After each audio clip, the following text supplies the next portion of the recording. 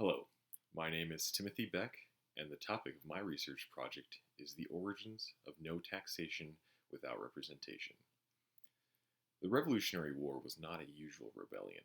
No great harm was done to the American colonists leading up to the Revolution. In fact, unlike most revolutions, one could almost perceive that the colonists were revolting over nothing. Yet there was a perceived injustice to the colonists' rights as Englishmen. The American colonists held the English Constitution in very high esteem, and they saw the violation of their rights to only be taxed by their elected representatives as a solemn right. Therefore, the Townshend Acts, the sugar tax, and the stamp tax were an affront to their constitutional liberties. Contemporary English Whigs defined personal liberty as the power which every man has over his own actions and his right to enjoy the fruits of his labor, art, and industry. To understand the colonial perspective, one must understand 17th century English history and its philosophers. One of the most quoted philosophers of the Revolutionary War was John Locke. He wrote a book called Two Treatises on Government, published in 1689. It questioned the divine right of kings and put forward the idea that they could and should only be ruled by the consent of the people. Locke's political philosophy is built entirely on the idea of property.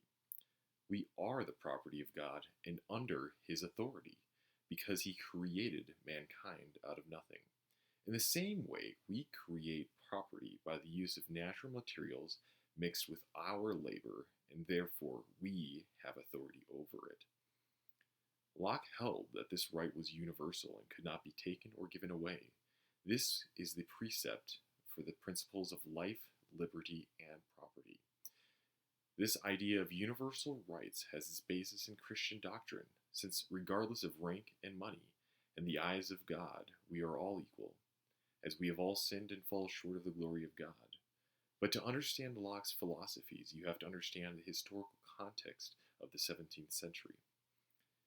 As Locke was growing up, he witnessed the English civil wars of the 1640s as a Protestant parliament rebelled against a Catholic, Charles I. His father fought in the Parliamentarian War under Oliver Cromwell, and he was alive when Charles I was executed by Parliament, and he also saw the reconciliation of the English monarchy with the acceptance of Charles II back as the King of England in 1660. He eventually wrote the Two Treatises in response to the failed attempt of his mentor and benefactor, the first Earl of Shaftesbury, the Lord Chancellor of England, and other Whigs who attempted to block Charles II from naming Catholic James II as his successor. Both the Earl and Locke had to flee England in response to the king's retribution.